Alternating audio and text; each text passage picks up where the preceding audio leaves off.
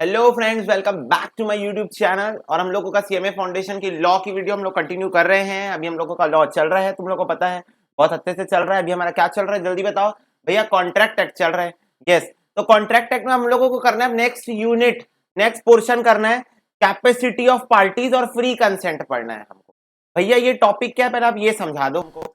तो टॉपिक कुछ ऐसा है बेटा कि तुमको पता है कॉन्ट्रैक्ट एक्ट में लिखा हुआ है कि पार्टीज जो है, जो प्रिस्क्राइब्ड पार्टीज है ना, बेसिकली ये नहीं लिखा है कि कौन कॉन्ट्रैक्ट कर सकता है। कॉन्ट्रैक्ट के अंदर ये लिखा है कि कौन कॉन्ट्रैक्ट नहीं कर सकता है।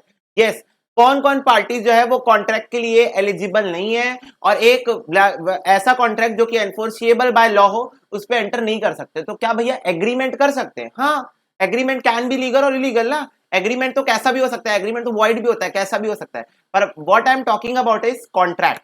कॉन्ट्रैक्ट जो है कौन कौन पार्टीज नहीं कर सकते, ये कॉन्ट्रैक्ट एक्ट में साफ तौर पे लिखा हुआ है। हम लोग पहले पढ़ के भी आ चुके हैं भैया।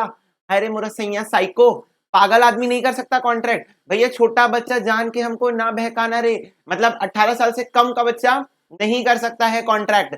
और ऐसे लोग जिन लोगों को लॉ ही मना कर दी कि बेटा तू तो कॉन्ट्रैक्ट कर ही नहीं सकता, तू हमारी नजरों में फ्रॉड है ना। मतलब कॉन्विक्ट्स की मैं बात करूं, जिन लोग जेल में जाके रहते हैं, है ना, जिन ऑरेंज कपड़ा व्हाइट कपड़ा पहनाया जाता है, जिनको सेंट्रल जेल में डाला जाता है, उन लोग भी कॉन्ट्रैक्ट नहीं कर सकते हैं। और फॉरेन सोवेनियर्स जो है उन लोग सब लोग, मतलब अभी हम लोग पढ़ेंगे भैया। क्या आप अभी हम लोगों को बस चैप्टर के नाम में पूरा चैप्टर पढ़ा दोगे? नहीं, अभी हम पढ़ेंगे। मैं तुम्हारी भूमिका बना रहा हूँ इस यूनिट की। क्या बना रहा हूँ इस यूनिट की? बेसिकली आगे जो हमारा फ्रेम ऑफ एक्शन रहेगा वो क्या रहेगा वो समझाने की कोशिश करो। नेक्स्ट जो है वो फ्री कंसेंट हमको पढ़ना है। फ्री कंसेंट क्या होता है भैया? तो पहले हम कंसेंट का मतलब समझते हैं, फिर हम फ्री पे बात करेंगे। ठीक है, कंसेंट का मतलब होता है कि दो आदमी सेम टाइम सेम सेंस पे सेम चीज सोच रहे हैं, तो वो क्या होता है? कंसेंट। भैया फिर से बोलो थोड़ा धीरे धीरे। दो आदमी सेम टाइम पे सेम सेंस पे सेम थिंग सोच रहे हैं, उसको क्या बोलते हैं? कंसेंट। और फ्री मतलब क्या होता है? फ्री होके सोचना। मतलब मैं तुमको मजबूर नहीं करूंगा सोचने के लिए, तुम फ्री होके सोच रहे हो। मैंने कोई इन्फ्लुएंस नहीं किया तुमको ये चीज सोचने के लिए, तुम खुद ही सोच लिए। तो फ्री कंसेंट। तो कंसेंट फ्री कब कब होता है? जब वो पांच चीजों से अफेक्टेड ना हो। जब वो पांच चीजों से अफेक्टेड ना हो तो कंसेंट फ्री कहलाता है। भैया पांच चीजें कौन सी है हम लोग पहले पढ़ चुके हैं। Coercion, undo influence, fraud, misrepresentation और मिस्टेक। ये पांच चीजों से जब वो इफेक्ट ना हुआ हो तो वो क्या कहलाता है? फ्री कंसेंट कहलाता है। ठीक है, तो हमको इस पूरे पूरे यूनिट में बेसिकली यही पढ़ना है। देखो यहां पर देखो, कैपेसिटी टू कॉन्ट्रैक्ट एक मेजर होना चाहिए, मतलब 18 के ऊपर होना चाहिए भाई। इनके पास दिमाग होना चाहिए, साउंड माइंड होना चाहिए, और नॉट डिस्क्वालिफाइड बाय लॉ होना चाहिए। फ्री कंसेंट तब होता है जब वो not caused by coercion, undue influence, fraud, misrepresentation और मिस्टेक हो। लॉफुल कंसिडरेशन ऑब्जेक्ट के बारे में बात करना है, और laws expressly declare to be void के बारे में बात करना है। इतनी चीजें हमको इस यूनिट के अंदर पढ़नी है। तो देखो, other essential elements of a contract, basically essential elements ही है। ये क्या है? एसेंशियल एलिमेंट्स ही है एक कॉन्ट्रैक्ट होने का। ये भी चीजें होनी ही चाहिए। तो देखो मीनिंग क्या है। Capacity refers to the competency of the parties to a contract. It is one of the essential element to form a valid contract.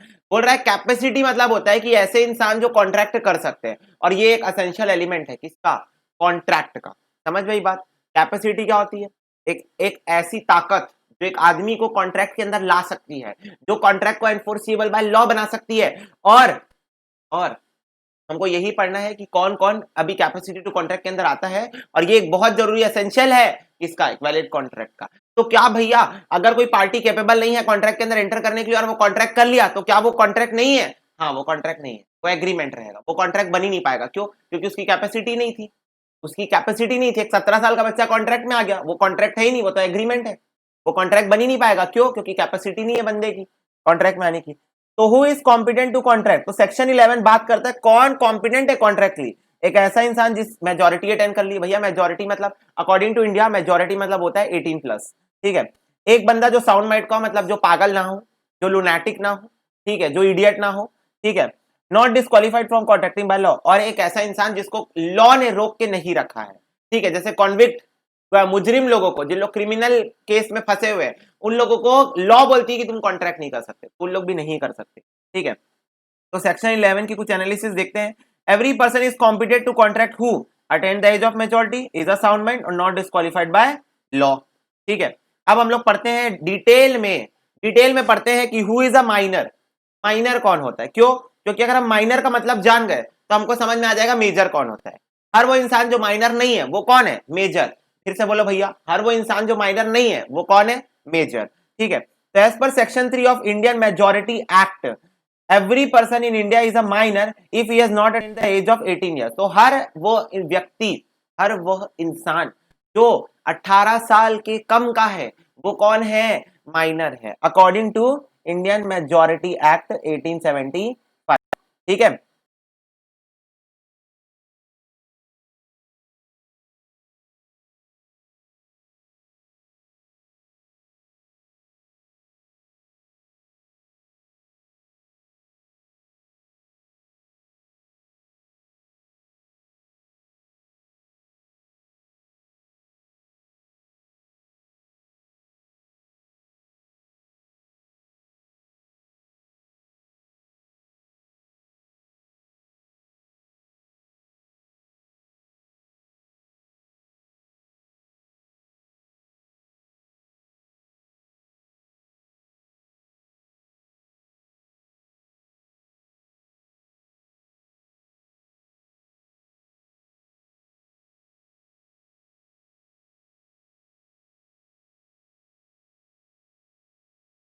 Sorry for interruption, कुछ प्रॉब्लम आ गई थी।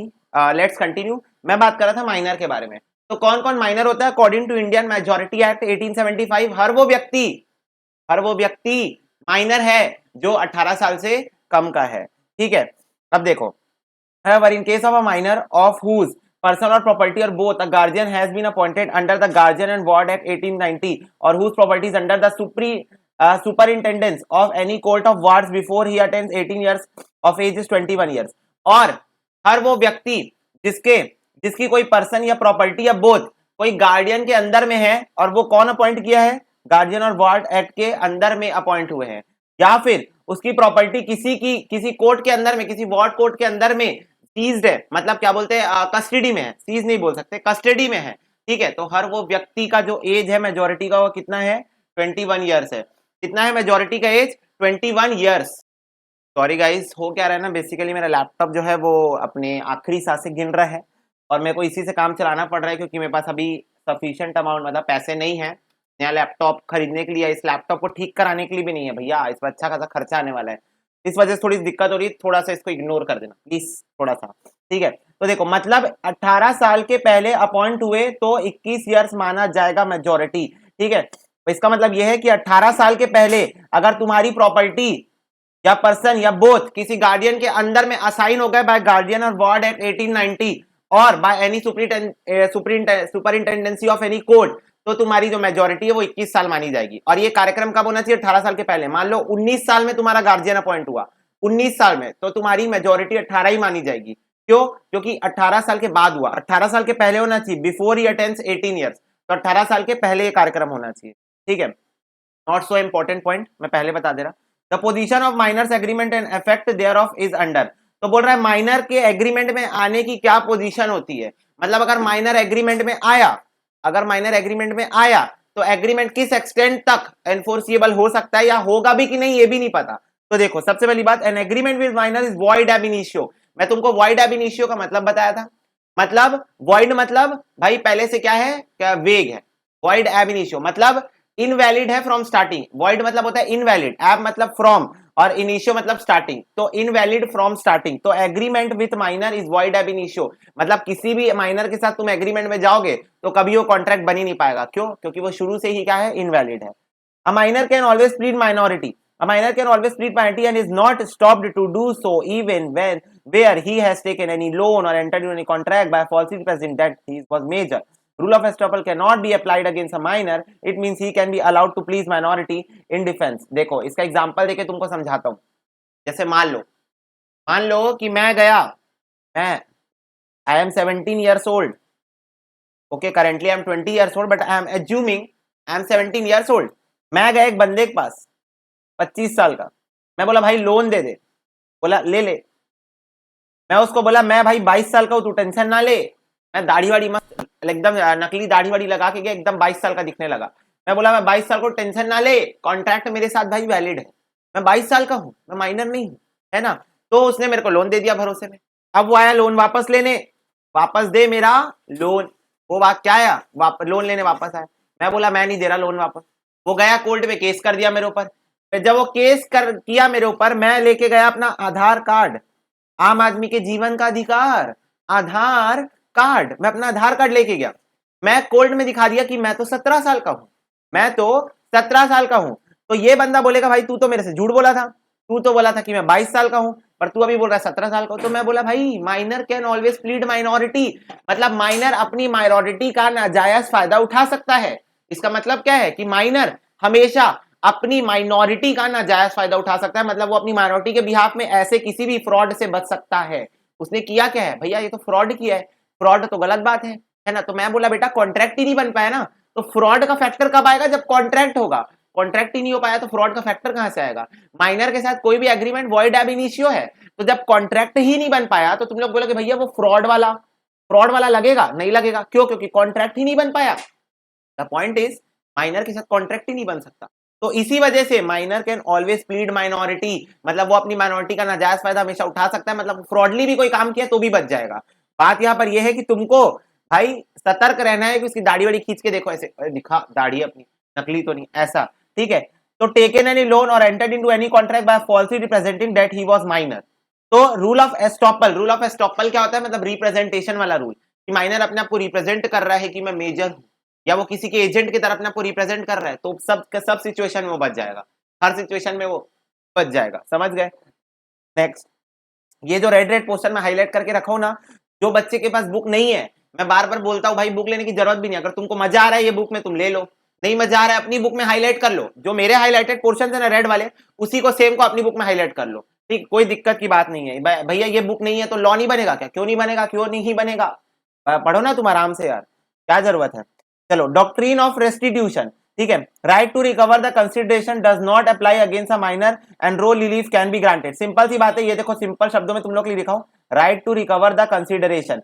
तो कंसिडरेशन को रिकवर करने के लिए भी तुम माइनर के साथ अगर कोई एग्रीमेंट में आए भी हो, तो तुम अगर वो कंसिडरेशन तुमको नहीं दे रहा है अपने साइड से, तुम अपने साइड से काम अपना पूरा कर दिए, वो अगर तुमको नहीं दे रहा है तो तुम उससे कंसिडरेशन नहीं रिकवर कर सकते, तुम उससे कंसिडरेशन रिकवर नहीं कर सकते। क्यों? क्योंकि माइनर के साथ हर कॉन्ट्रैक्ट वॉइड एब इनिशियो होता है, वॉइड एब इनिशियो होता है। समझ में आई बात? No ratification on attaining majority, simple सी बात है, कोई भी माइनर अगर 17 साल में किसी के साथ एग्रीमेंट में आया था और वो सीरियस था इस एग्रीमेंट में, भैया कैसा सीरियस एग्रीमेंट, रिलेशनशिप, मजाक कर रहा हूं, ठीक है, कोई भी एग्रीमेंट में वो आया था 17 साल की एज में और वो प्रॉमिस कर दिया था कि हाँ मैं तेरे साथ हूँ कॉन्ट्रैक्ट में, तू टेंशन ना ले, मैं माइनर हूं, पर मैं मेजर होने के बाद मैं इसको फिर से मैं मान लूंगा वैलिड है, मेजर होने के बाद मैं इसको वैलिड मान लूंगा, कंटिन्यू रखेंगे हम लोग, तो ऐसा काम आप नहीं कर सकते। No ratification on attaining majority, आप 18 साल से जब क्रॉस हो जाओगे, 18 ईयर्स की जब आप क्रॉस कर लोगे, उसके बाद आप ये नहीं कर सकते कि उस वॉइड एब इनिशियो कॉन्ट्रैक्ट को आप वैलिड बना रहे हो, आप ऐसा नहीं कर सकते। क्यों? जैसे फॉर एग्जाम्पल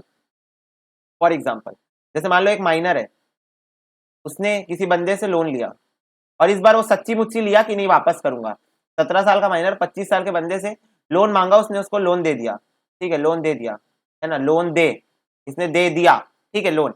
अब ये बंदा 17 साल का था, पर ये जब 19 साल का हुआ ना, तो फिर ये इसी कॉन्ट्रैक्ट को फिर से बना दिया, मतलब इसी कॉन्ट्रैक्ट को बोला कि नहीं मैं तेरे को लोन पे करूंगा, मैं तेरे को लोन पे नहीं यार, ये 3 साल हो जाएगा, ठीक है, ये मान लो 18 साल का हुआ तब की बात है, 18 साल, क्योंकि 3 साल हो गया तो फिर वो टाइम बाद डेट बन जाएगा, तो फिर मेरा एग्जाम्पल ही गलत हो जाएगा, ठीक है, 18 17 से 18 18 से 19 से 20, अच्छा 2020 में होता है टाइम बाद डेट, ठीक है। तो देखो अब ये बंदा इसको प्रॉमिस कर दिया, एक नया फ्रेश कॉन्ट्रैक्ट निकाला, फ्रेश कॉन्ट्रैक्ट 18 साल के बाद तो कॉन्ट्रैक्ट कर सकता है ना, ये एकदम फ्रेश चटक एकदम सफेद पेपर में नया कॉन्ट्रैक्ट निकाला कि मैं तेरे को तेरे लोन का अमाउंट वापस कर दूंगा। 25 साल वाले लड़के को क्या बोला, मैं तेरे को तेरे लोन का अमाउंट वापस कर दूंगा। तो ये भाई माइनर में जो एग्रीमेंट किया था उसको वो मेजोरिटी में आके वैलिड नहीं बना सकता, ये कॉन्ट्रैक्ट शुरू से वॉइड था, यहां पर आके वो वैलिड नहीं बना सकता। तुम लोग बोलोगे भैया क्यों नहीं बना सकता, अब तो 18 साल का हो गया ना, नया कॉन्ट्रैक्ट कर देगा, चलो ठीक है भैया, ये वाले वॉइड को वैलिड नहीं बना सकता, चलो मान लिए आप सच बोल रहे हो, हम आपकी बहुत बात मानते हैं, पर नया कॉन्ट्रैक्ट तो बना सकता है, न्यू कॉन्ट्रैक्ट। तो मैं बोला ठीक है बनाओ new contract, no consideration no contract, पढ़े हो, नो कंसिडरेशन नो कॉन्ट्रैक्ट। भाई ये कॉन्ट्रैक्ट बनाया जिसमें लिखा कि आई एम गोइंग टू पे यू द लोन अमाउंट, इसके तरफ से क्या मिलेगा, 25 साल के लड़के की तरफ से क्या मिलेगा, भैया लोन तो मिला ना, माइनर में मिला था, जब वो माइनर था तब लोन मिला था, मतलब एक साइड का कंसिडरेशन माइनॉरिटी में मिल चुका है, दूसरे साइड का कंसिडरेशन मेजोरिटी में कैसे, और मेजोरिटी में अगर न्यू कॉन्ट्रैक्ट बनाओगे तो दोनों साइड से कंसिडरेशन होना चाहिए ना। ये इसको पैसा वापस करूंगा बोला लोन का, 18 साल वाला लड़का बोला 25 साल वाले को मैं तेरे को पैसा वापस करूंगा, ये क्या देगा, ये तो लोन माइनॉरिटी में दिया था ना, अभी क्या देगा, अभी क्या चाहिए। और नो कंसिडरेशन नो कॉन्ट्रैक्ट वाला रूल इसमें एप्लीकेबल नहीं है। नो कंसिडरेशन नो कॉन्ट्रैक्ट पढ़ क्या है, नेचुरल लव एंड अफेक्शन, ये सब वाला रूल इसमें एप्लीकेबल नहीं है ना। तो इसीलिए ना ही माइनर रेटिफाई कर सकता है, मतलब जो कॉन्ट्रैक्ट वो माइनॉरिटी में किया था मेजोरिटी में आके उसको वैलिड नहीं बना सकता, वो वाइड ही रहेगा, ठीक है। और दूसरी बात, वो नया कॉन्ट्रैक्ट नहीं छाप सकता उसके बिहाफ में, क्योंकि एक साइड से कंसिडरेशन होगी दूसरे साइड से नहीं होगी, तो दोनों भी सिचुएशन में वो रेटिफाई नहीं कर सकता, ठीक है, कॉन्ट्रैक्ट को। तो देखो, ratification means approval and confirmation. A minor cannot confirm an agreement made him during the minority on attaining majority. If he wants to ratify the agreement, a fresh agreement and a fresh consideration for the new agreement is required. देखो, अगर उसको ratify करना भी है तो fresh agreement तो लगेगा, पर फ्रेश कंसिडरेशन भी लगेगा। अगर कंसिडरेशन एक साइड से हुआ दूसरे साइड से नहीं हुआ तो फिर वो वॉइड ही रहेगा, क्योंकि कंसिडरेशन दोनों साइड से होना, कंसिडरेशन दोनों साइड से होना चाहिए, समझ में ही बात, ठीक है। तो ये फ्रेश कंसिडरेशन को छापना पड़ेगा, ठीक है। फ्रेश कंसिडरेशन भी रहना चाहिए उसमें, मतलब एग्रीमेंट भी होना चाहिए, कंसिडरेशन भी, तभी कुछ बात बनेगी, ठीक है, तब रेटिफिकेशन पॉसिबल है। देखो, contract beneficial to minor, a minor is entitled to enforce a contract which is of some benefit to him. Minor is a personal privilege and a minor can take advantage of it and bind other party. तो simple सी बात है, minor के अगर फायदे के लिए, minor के फायदे के लिए, बेनिफिशियल के लिए अगर कोई कॉन्ट्रैक्ट होता है, ठीक है, तो क्या बोलते हैं वो चीज वैलिड है। फॉर एग्जांपल, जैसे तुम्हारे पेरेंट्स, अब देखो जैसे कि मान लो तुम जो हो वो बहुत ब्रिलियंट स्टूडेंट, ठीक है, तुम बहुत ब्रिलियंट स्टूडेंट, ठीक है, तो और तुम माइनॉरिटी में थे उस टाइम, माइनॉरिटी में तुम 15-16 इयर्स के थे, ठीक है, पर तुमको एक टैलेंटेड आदमी ने देखा, एक बड़े कोचिंग इंस्टीट्यूट वाले ने देखा और बोला कि नहीं ये बंदा बहुत टैलेंटेड है, इसकी कम्युनिकेशन स्किल्स बहुत अच्छी है, मैं इसको सिलेक्ट करूंगा, मैं इसको अपनी कोचिंग में रखूंगा, और ये तुम्हारी बेनिफिट का सौदा है, ये तुम्हारे बेनिफिट का फायदा है कि तुमको अगर किसी कोचिंग इंस्टीट्यूट में तुमको रख लिया गया एज ए टीचर और तुमको एक बहुत अच्छा पैकेज मिल रहा है, तो तुम्हारा एडवांटेज है, वहां पर तुम्हारा बेनिफिशियल है कि नहीं, कम से कम कुछ समय के लिए तुम वहां करके देख लो, तुम्हारा बेनिफिशियरी है कि नहीं, तो है ना। तो उस टाइप के कॉन्ट्रैक्ट में तुमको एनफोर्स किया जा सकता है बाय तुम्हारे लीगल गार्जियन और तुम्हारे पेरेंट्स, ठीक है, तुमको उस कॉन्ट्रैक्ट में लाया जा सकता है, पर वो भी मेजोरिटी के बाद होगा, माइनॉरिटी में नहीं होगा, मेजोरिटी के बाद होगा, पर माइनॉरिटी में कॉन्ट्रैक्ट बनाया जरूर जा सकता है, पर परफॉर्मेंस कब होगी, मेजोरिटी के बाद, ठीक है। तो a minor is entitled to enforce a contract which is of some benefit to him, उसके फायदे का होना चाहिए, बात यहाँ पर ये है उसके फायदे का होना चाहिए, तभी कुछ बात बनी। अगर पेरेंट्स इस पर अपना फायदा सोचे, अरे कोचिंग में पढ़ाएगा मस्त पैसा छापेगा, हम पैसा रख लेंगे, पेरेंट्स अगर ऐसा सोचे, वैसे तो हमारे परम पूज्य ने पेरेंट्स कभी ऐसा सोच नहीं सकते, पर बाई चांस सोचे, क्योंकि एग्जाम्पल देना है तो बनाना पड़ेगा, तो इस सिचुएशन में कॉन्ट्रैक्ट एनफोर्सेबल नहीं होगा, क्यों, क्योंकि पेरेंट्स अपना फायदा देखे, तुम्हारा नहीं, ठीक है। Minor as a agent, a minor can be appointed as an agent but he is not personally liable for any of his acts. Minor as a agent काम कर सकता है, minor as a agent काम कर सकता है, पर वो किसी भी चीज के लिए लायबल नहीं होगा डायरेक्टली, जो जिसके साथ वो कॉन्ट्रैक्ट किया है, मतलब जिसके साथ जो भी कस्टमर के साथ कॉन्ट्रैक्ट किया और प्रिंसिपल, इन लोग आपस में लायबल है, ठीक है। माइनर जो है बीच का बंदर मस्त कलंदर लायबल नहीं होगा, ये माइनर है, ये प्रिंसिपल है, ये कस्टमर है, तो माइनर कस्टमर के साथ डील किया प्रिंसिपल के बिहाफ में, तो ये दोनों आपस में लायबल है, ठीक है, माइनर लायबल नहीं है, ठीक है, समझ गए बात, easy. Minor's liability for necessities, if somebody has supplied a minor on his dependent with necessity, minor's property is liable but a minor cannot held personally liable। तो सिंपल सी बात है कि माइनर की नेसेसिटी के लिए माइनर लायबल हो जाएगा, पर वो पर्सनली लायबल नहीं होगा, उसकी प्रॉपर्टी लायबल होगी। भैया कुछ नहीं समझ में आया, थोड़ा धीरे और थोड़ा अच्छे से बता, तो मैं बोला ठीक है, मैं तुम लोगों की बात मानता हूं, ठीक है। देखो, माइनर माइनर एक छोटा माइनर बच्चा, मान लो 2-3 साल का बच्चा, उसकी क्या नीड होगी भैया, उसको फूड चाहिए, फूड में उसको क्या चाहिए, मिल्क चाहिए, है ना, मिल्क चाहिए, सेरेलैक आता है, सेरेलैक चाहिए किसी बच्चे को न्यूट्रिशनल बेसिस पे, ठीक है, उसको उसके लिए और क्या, उसके लिए डायपर एक नेसेसिटी है, ठीक है, मतलब ऐसी चीजें जो उसकी जिंदगी में जरूरी है, उसकी जिंदगी को चलाने के लिए। एक बात बताओ, क्या एक 12 साल के, 13 साल के, 15 साल के बच्चे के लिए कार नेसेसिटी है? नहीं भैया। तो अगर एक बंदा कार सप्लाई कर रहा है तो माइनर की प्रॉपर्टी लायबल नहीं होगी। इसमें भी मैं तुमको ये बता दूं, माइनर पर्सनली लायबल नहीं होता, उसकी प्रॉपर्टी लायबल होती है, उसकी प्रॉपर्टी जो है ना माइनर की, वो लायबल होती है। माइनर कभी भी पर्सनल लायबल नहीं हो पाएगा इस सिचुएशन में भी, तो उसमें भी उसकी प्रॉपर्टी तभी लायबल होगी जब वो उसकी जिंदगी के लिए जरूरी होगा। जिंदगी के लिए जैसे बच्चे के लिए डायपर जरूरी है, बच्चे के लिए डायपर जरूरी है, ठीक है। एक बार 13-15 साल का माइनर, उसके लिए कपड़े जरूरी है, खाना पीना जरूरी, तो ये सब क्या है, नेसेसिटी है। इस पे भी एक कंडीशन है, मान लो उसके पास पहले से सब है, उसके पास पहले से डायपर है, उसके पास पहले से सेरेलैक है, उसके पास पहले से दूध है, फिर भी तुम सप्लाई कर रहे हो इस बिहाफ में कि नहीं मैं तो नेसेसिटी दे रहा हूं ना, मैं तो और डायपर दूंगा, मैं तो और सेरेलैक दूंगा, मैं तो और दूध दूंगा, नहीं, उस पर भी ये कंडीशन है कि उसके पास वो नेसेसिटी जब तुम सप्लाई कर रहे हो उस टाइम पे नहीं होनी चाहिए। मतलब जब तुम उसको मिल्क सप्लाई कर रहे हो तो उसके पास मिल्क नहीं होना चाहिए, जब तुम उसको डायपर सप्लाई कर रहे हो उसके पास डायपर नहीं होनी चाहिए। मतलब सिंपल सी बात है कि उसको उस टाइम उस चीज की जरूरत होनी चाहिए, उसको उस टाइम पे उस चीज की जरूरत होनी चाहिए। अगर उसको नीड है तभी उसको नेसेसिटी माना जाएगा, और नेसेसिटी भी जो उसकी लाइफ चलाने के लिए जरूरी है, उसकी जिंदगी जीने के लिए जरूरी है, उसमें भी वो पर्सनली लायबल नहीं रहेगा, उसकी प्रॉपर्टी लायबल रहेगी। समझ गए बात? ठीक है, minor's property is liable but a minors can not be held personally liable. ठीक है, a minor cannot be indulged insolvent as he is incapable of entering into contact। तो सिंपल सी बात है कि एक माइनर को एक सेकेंड, ओके गाइस अब समझो, सॉरी मेरे को थोड़ा सर्दी वर्दी है तो इस वजह से, ठीक है, कोरोना नहीं है ना, ओके। अब minor can not be insolvent as incapable of, हाँ तो मैं ये बता रहा था तुम लोगों को कि माइनर को तुम कभी भी इंसॉल्वेंट डिक्लेयर नहीं कर सकते। भैया क्यों नहीं डिक्लेयर कर सकते भाई?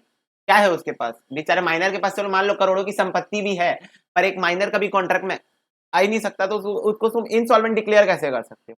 इंसॉल्वेंट हम किसको डिक्लेयर करते हैं? जैसे हमारा कोई डेटर है वो पैसा नहीं दिया, इंसॉल्वेंट हो गया, वो अब डेट्स क्लियर नहीं कर पा रहा, तो भाई उसकी डेट्स बनी नहीं रही है।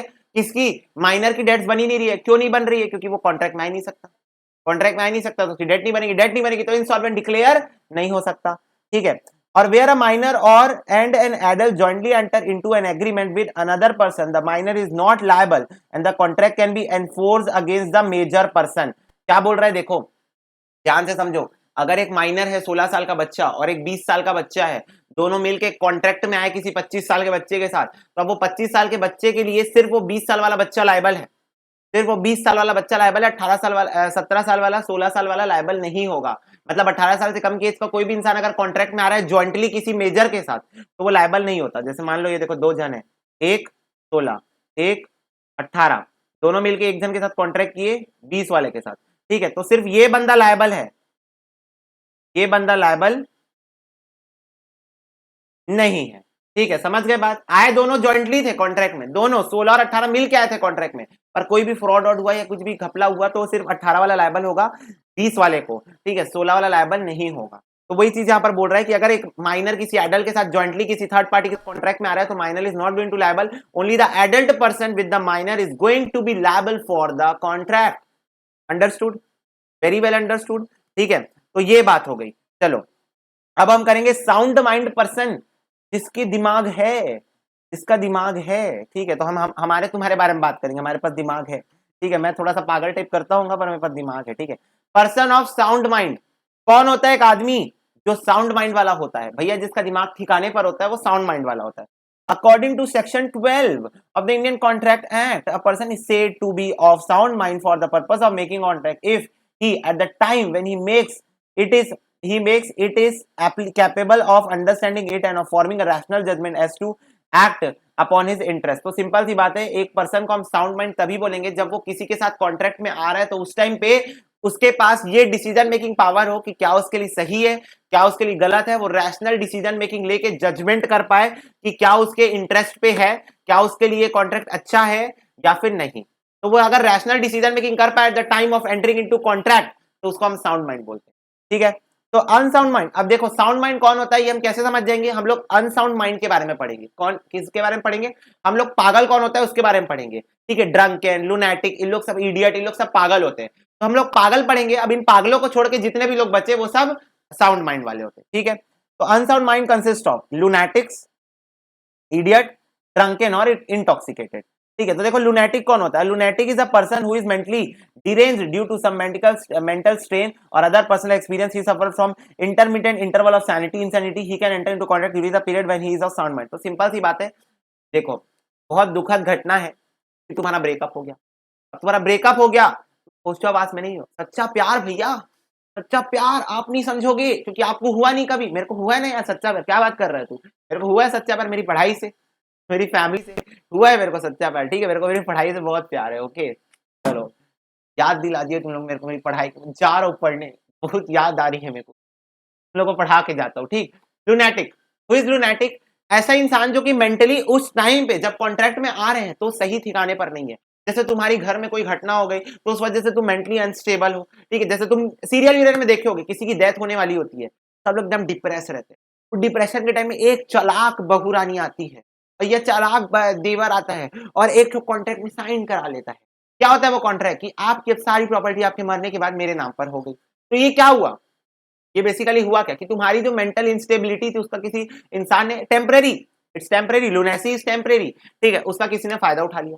तुम कभी लुनैटिक रहते हो, कभी नहीं रहते हो, ठीक है। तो जिस समय तुम नहीं रहते हो उस टाइम पे कॉन्ट्रैक्ट में आओगे तो इट्स वैलिड। पर अगर तुम लुनैटिक कंडीशन में, मतलब तुम्हारा माइंड अभी ठिकाने पर नहीं है, तुम्हारा ब्रेकअप हो गया, तुम अभी दुख में हो और दुख में आके तुम्हारे फ्रेंड ने तुम्हारे साथ एक प्रॉमिस ले लिया कि भाई तू मेरे को अपना फोन 2000 में बेचेगा, बताओ 50,000 का फोन 2000 में बेचेगा, तुम हाँ भी बोल दिए, कॉन्ट्रैक्ट साइन करा दिया, तुरंत निकाला ऐसे टिडिंग टिडिंग टिडिंग टिडिंग और साइन करवा दिया।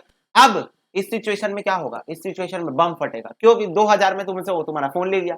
अब फिर तुम एक हफ्ते बाद जब स्टेबल हुए, चलो ठीक है यार धोखेबाज थी या धोखेबाज था, ठीक है, तो तुम उसको भूलने की कोशिश की, मूव ऑन की, ऐसे में तुम्हारा दोस्त ले आया, बे देख क्या बोला था मेरे को, 2000 में फोन बेचेगा, दे अपना फोन दे। वो बोलेगा मैं नहीं दे रहा, मैं बोला कोर्ट केस कर दूंगा, क्यों, कॉन्ट्रैक्ट है। तो कोर्ट केस तुम नहीं कर सकते, क्यों, क्योंकि वो जिस टाइम पे तुम उसे साइन लिया उस टाइम वो क्या था, लुनेसी की कंडीशन में था, मतलब उसका दिमाग ठिकाने पर नहीं था। इडियट कौन है, परमानेंट पागल। हु इज इडियट, परमानेंट पागल। तो भैया 3 इडियट मूवी में जो 3 लोग थे वो लोग परमानेंट पागल थे, नहीं बेटा वो मूवी थी, उसका कुछ और मीनिंग था। यहाँ पर इडियट का मतलब होता है ऐसा इंसान जो मेंटल असाइलम में है और परमानेंटली पागल हो गया, ठीक है। तो देखो, an idiot is a person who has completely lost his mental power. He does not exhibit understanding of every ordinary matter. Idiocy is a permanent where lunacy denotes periodical insanity with liquid interval. An agreement of idiot like that of a minor is void. Simple सी बात है, अब idiot के साथ कोई भी agreement करोगे तो void रहेगा, क्यों, क्योंकि वो पागल आदमी है, ठीक है। और ड्रंकन, तो भैया ये बताओ कि लुनेसी और इडियट में क्या डिफरेंस है। लुनेसी कभी कभी पागल रहता है, थोड़े शॉर्ट इंटरवल्स में, इडियट परमानेंट पागल रहता है। ड्रंकन और इंटॉक्सिकेटेड, पीने का शौक नहीं, पीता हूं गम भुलाने को। तो ये जो पीते हो तुम गम भुलाने को, उस समय तुम किसी भी कॉन्ट्रैक्ट में आए वो वॉइड है। क्यों वॉइड है, क्योंकि जब तुम पिए हो गम भुलाने को, ब्रेकअप हुआ, उसके बाद तुम पी लिए और तुम अपना गम भूलने की कोशिश में थे, तुम्हारे दोस्त ने पूरा नाजायज फायदा उठाया, कॉन्ट्रैक्ट लाया, ले साइन कर, 2000 में फोन दे अपना। तुम उस टाइम क्या थे, दूसरे जिंदगी में थे, दूसरी दुनिया में थे, क्यों, you are drunken, you are intoxicated at that time. और अगर उस समय तुम ऐसे नशे में थे तो तुम्हारे साथ कोई भी कॉन्ट्रैक्ट होगा तो वॉइड हो जाएगा, क्यों, क्योंकि उस टाइम पे तुम रैशनल डिसीजन मेकिंग के हालात में नहीं थे, तुम अपने स्टेट में नहीं थे। जब तुम्हारा नशा उतर जाएगा, जब तुम इंटॉक्सिकेटेड नहीं रहोगे, उस टाइम पे तुमसे कॉन्ट्रैक्ट करेंगे तो वैलिड रहेगा। पर जब तुम नशे में हो, जब तुम ड्रंकेन हो, तब कोई भी कॉन्ट्रैक्ट करना इज वॉइड, ठीक है। अ ड्रंकेन और intoxicated person suffer from temporary incapacity to contract, that is at the time when he is so drunken or intoxicated that he is incapable of performing a rational decision. इतना ज्यादा तुम पियो कि तुम rational decision making नहीं कर पाओगे। The position of a drunken intoxicated person similar to that of lunatic. तो लुनैटिक जैसी तुम्हारी सिचुएशन उस टाइम पे रहती है। Example, A patient in a lunatic asylum who is at interval of sound mind may contract during the interval. तो बोल रहा है एक ऐसा पर्सन जो lunatic asylum में है और कुछ कुछ समय वो उसका दिमाग ठिकाने पर रहता है, दिन भर पागल नहीं रहता, कुछ कुछ समय वो ठिकाने पर आता है, तो उस टाइम पे तुम उसके साथ कॉन्ट्रैक्ट कर सकते हो। A sane man who is delirious from fever or who is so drunken that he cannot understand the terms contract or form a rational judgment as to effect his interest cannot contract, which is such delirium or drunkeness last. तो बोल रहा है एक ऐसा इंसान जो बीमार है या जो ड्रंकेन है और उस टाइम पे वो रैशनल डिसीजन मेकिंग नहीं कर सकता है, तो उस टाइम पे अगर वो कोई भी कॉन्ट्रैक्ट आया तो वॉइड रहेगा। इसका मतलब सिंपल सी बात है, तुम उसके साथ उस टाइम पे कॉन्ट्रैक्ट नहीं कर सकते, ठीक है। Going by the spirit of the selection, it is clear that a person is of sound mind if he fulfills the following two conditions. He or she is capable of understanding the content. He is capable of forming a rational judgment about the effect of such content interest. तो simple सी बात है, पूरा पूरा context हमको पढ़ने के बाद ये बात समझ में आई कि इस दो कंडीशन में एक इंसान जो है वो कॉन्ट्रैक्ट कर सकता है। कंडीशन नंबर 1 कि वो capable of to understand the terms of contract, कि कॉन्ट्रैक्ट के जो टर्म्स एंड कंडीशन है उसको वो समझ पाए, और दूसरा वो अपने इंटरेस्ट का डिसीजन मेकिंग कर पाए, रैशनल डिसीजन मेकिंग कर पाए जो उसके फायदे का, उसके इंटरेस्ट का। तो ये दो कंडीशन अगर सेटिस्फाई हो रही है तो एक इंसान साउंड माइंड माना जाएगा, अदरवाइज अनसाउंड माइंड, ठीक है। ये देखो यहाँ पर वही लिखा है कि एक कंडीशन अगर सेटिस्फाई नहीं कर पाया, ये दोनों कंडीशन को, एक पर्सन अगर सेटिस्फाई नहीं कर पाया इन दोनों कंडीशन को, तो उसको अनसाउंड माना जाएगा। अदर डिस्क्वालिफाइड पर्सन कौन कौन है, अदर डिस्क्वालिफाइड पर्सन कौन कौन है। अब ये अदर डिस्क्वालिफाइड पर्सन कौन होता है, जिसको गवर्नमेंट ही बोल दी कि तू कॉन्ट्रैक्ट नहीं कर सकता, जा भाग यहाँ से, जा भाग, तू कॉन्ट्रैक्ट कर ही नहीं सकता। तो देखो The person who are disqualified from entering into contract due to certain other reason may be from legal status, political status, corporate status. Some of such categories are as follows. पहला है alien enemy, ठीक है, alien enemy बोलने वाला था मैं, alien enemy मत बोले करो इसको, ये अलाइन एनिमी है। क्या है? अलाइन एनिमी है। अलाइन एनिमी कौन होता है भैया? जैसे मान लो इंडिया पाकिस्तान की लड़ाई चल रही है, या अभी इंडिया चाइना में बॉर्डर टेंशन चल रही है, तो तुम देख रहे हो धार धार धार पबजी बैन, टिकटॉक बैन, ये बैन, वो बैन, ऐप लॉक बैन, क्या क्या बैन हो रहा है, चाइना के एप्स बैन हो रही, तो ये क्या चल रही है? बॉर्डर टेंशन चल रही है। तुमको पता है कि क्या बोलते हैं, इंडिया ने चाइना की एक कंपनी के साथ, जैसे वंदे भारत एक्सप्रेस है ना, वैसे इंजन बनाने का कॉन्ट्रैक्ट किया था, ठीक है, मेरे को एक्जैक्टली इंजन का नाम यहाँ दिया, पर वो कॉन्ट्रैक्ट को अभी कैंसिल कर दिया गया है। क्यों कैंसिल कर दिया? क्योंकि फिलहाल चाइना हमारी अलाइन एनिमी बन गई है, पाकिस्तान पैदाइशी अलाइन एनिमी है हमारी। तो वहां के किसी इंसान के साथ अगर तुम कॉन्ट्रैक्ट पहले से कर लियो, वॉर चालू होने के पहले से, तो अब जब वॉर चालू हो गई या जब बॉर्डर टेंशन चालू हो गई, तब वो कॉन्ट्रैक्ट वॉइड हो जाएगा, ठीक है, पहली बात। दूसरी बात, अगर तुम वॉर चलने के दौरान भी कोई कॉन्ट्रैक्ट कर रहे हो तो कॉन्ट्रैक्ट वॉइड है, वो कॉन्ट्रैक्ट वॉइड है। मतलब तुम किसी भी अलाइन एनिमी के साथ during the course of war या during the course of border tension तुम कॉन्ट्रैक्ट नहीं कर सकते। You are not suppose to be in a contract with someone who is of an country belonging to a country which from which we are in a war zone और we are in a क्या बोलते हैं tension zone, ठीक है, मतलब border tension zone में। तो ऐसी कंट्री के साथ you can not suppose to enter into an contract, ठीक है। तो an agreement with an alien enemy is void but agreement with alien friend is perfectly valid और enforceable. When the government of align is at war with the government of India, the align is called align enemy, ठीक है, who cannot enter into any contract with a Indian citizen without the permission of government of India, as the same is against the public policy. Contract enter into with an align before war is put into suspension during the war zone. तो क्या लिखा है देखो, contract enter into an align before war is put into suspension, ठीक है, put into suspension during the war zone. तो simple सी बात है, वॉर के पहले अगर किसी कॉन्ट्रैक्ट में आए थे तो जैसी ही वॉर चालू हुई वो कॉन्ट्रैक्ट जो है वो सस्पेंड हो जाएगा, ठीक है, समझ में आ गई बात। और तुम गवर्नमेंट की परमिशन के साथ कॉन्ट्रैक्ट में आ भी सकते हो, पर उसमें भी गवर्नमेंट शायद परमिशन ना दे क्योंकि it is against the public policy. समझ में आई क्या बात? बोलो, एकदम मजेदार, ठीक है। कमेंट सेक्शन में बताओ, अभी बताओ, अभी भैया एक नंबर समझ में आ रहा है, आत्मा का परमात्मा से मिलन होते हुए दिख रहा है हमको, ठीक है, लॉ सब्जेक्ट में। तो एक बार कमेंट सेक्शन में जल्दी से तारीफें कर दो, ठीक है, और लाइक ठोक दो वीडियो को यार, लाइक कर दो यार, मोटिवेशन मिलता है यार। कैसे करते हो तुम? लाइक वाइक नहीं करते हो, मजा नहीं आता है पढ़ाने में। फिर लाइक नहीं दिखता ना, ऐसे पिछले वीडियो में लाइक नहीं दिखे ना तो अगली वीडियो बनाने का मन नहीं करता, पता है, इसीलिए लाइक कर दो, क्या कर सकते हैं, एक लाइक ही तो दबाना है बस, ठीक है। फॉरेन सोविनियर्स एंड एम्बेसडर्स, ठीक है, तो देखो फॉरेन एम्बेसी होती है इंडिया में, पता है ना, दिल्ली में है बहुत सारी फॉरेन, अमेरिकन एम्बेसी है, चाइना एम्बेसी, पाकिस्तान एम्बेसी है। तो बजरंगी भाईजान मूवी में भी देखे होंगे, पाकिस्तान एम्बेसी में जो दंगे वंगे हो रहे थे, तो जो वहां एम्बेसी के जो फॉरेन से ही लोग आके काम करते हैं, इंडिया के लोग थोड़ी काम करते हैं वहां। अमेरिका एम्बेसी में अमेरिका के लोग बैठते हैं, वहां पाकिस्तान एम्बेसी में पाकिस्तान के लोग बैठते हैं, चाइना एम्बेसी में चाइना के लोग बैठते हैं, जापान एम्बेसी में जापान के लोग बैठते हैं। तो उन लोगों के साथ कोई भी कॉन्ट्रैक्ट तुम नहीं कर सकते, उनके साथ तुम कोई भी कॉन्ट्रैक्ट नहीं कर सकते। So foreign sovereigns and their representative enjoy certain privilege or immunities in every country. They cannot enter into contract except through their agent residing in India. They can sue the Indian citizen, but Indian citizen cannot sue them. तो simple सी बात है, वो अपने agent के through accept through their agent residing India, तो अपने agent के थ्रू वो कॉन्ट्रैक्ट में आ सकते हैं। पर एक सबसे बड़ा गेम ये है कि वो इंडियन सिटीजन को सू कर सकते हैं, पर इंडियन सिटीजन उनको सू नहीं कर सकते। भैया सू मतलब केस करना, सू मतलब क्या होता है, केस करना, तो वो केस नहीं कर सकते, समझ गए बात, ठीक है। नेक्स्ट है कॉन्विक्स, कॉन्विक्स मतलब मुजरिम, मुजरिम लोगों के साथ तुम कॉन्ट्रैक्ट में नहीं आ सकते, जो सेंट्रल जेल में अपनी जिंदगी काट रहे हैं उनके साथ तुम कॉन्ट्रैक्ट नहीं कर सकते। A convict can not enter into contract while he is under imprisonment, तो जब तक जेल में तब तक वो कॉन्ट्रैक्ट नहीं कर सकता। इंसॉल्वेंट, इंसॉल्वेंट आदमी के साथ तुम कॉन्ट्रैक्ट नहीं कर सकते।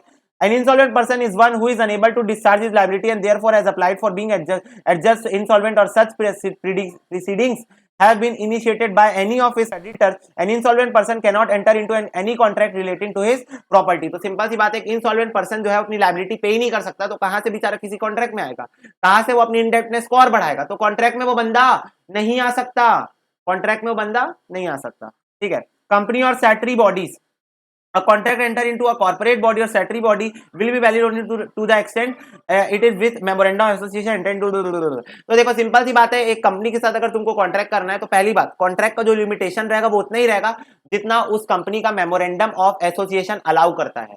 एमओए क्या होता है, चार्टर ऑफ कंपनी, जो कंपनी के सारे रूल्स मतलब जितना भी रूल्स रेगुलेशन, तो ये बताता है जितना भी कंपनी का जो दायरा है काम करने का, वो एमओए बताता है। है ना। तो एमओए में जितना लिखा है तुम उतना ही कॉन्ट्रैक्ट कर सकते हो, पहली बात। दूसरी बात, एक ऑथराइज्ड पर्सन ही कंपनी के बिहाफ में, अब कोई भी चलता फिरता एम्प्लॉय आके कंपनी के बिहाफ में कॉन्ट्रैक्ट नहीं कर सकता। ओनली ऑथराइज्ड पर्सन जिनको परमिशन है कंपनी के बिहाफ में कॉन्ट्रैक्ट करने की, उन्हीं लोग कंपनी के बिहाफ में कॉन्ट्रैक्ट एंटर कर सकते हैं, otherwise it's going to be void. ठीक है। ड्रंकन और intoxicated person can not be enter into a valid contract such drunkenness और लास्ट। ठीक है। तो इतना कार्यक्रम हम लोग ने किया इस वीडियो में। Free consent is an another topic, है ना। तो फ्री कंसेंट के ऊपर हम लोग नेक्स्ट वीडियो में चर्चा करेंगे। और प्लस तुमको एक काम करना है, तुमको इस टॉपिक में जितने भी डाउट्स आए कमेंट सेक्शन में एकदम फोड़ के डाउट्स पूछ दो अपने, और मैं डाउट्स तुरंत नहीं क्लियर करूंगा कमेंट सेक्शन में, मैं नेक्स्ट वीडियो में क्लियर करूंगा। डाउट्स में लिख लूंगा नेक्स्ट वीडियो में अगर डाउट आए हैं तो। ठीक है। तो मिलते हैं गाइस अगले वीडियो में। शेयर कर दो वीडियो को, लाइक कर दो वीडियो को। तब तक के लिए बाय बाय।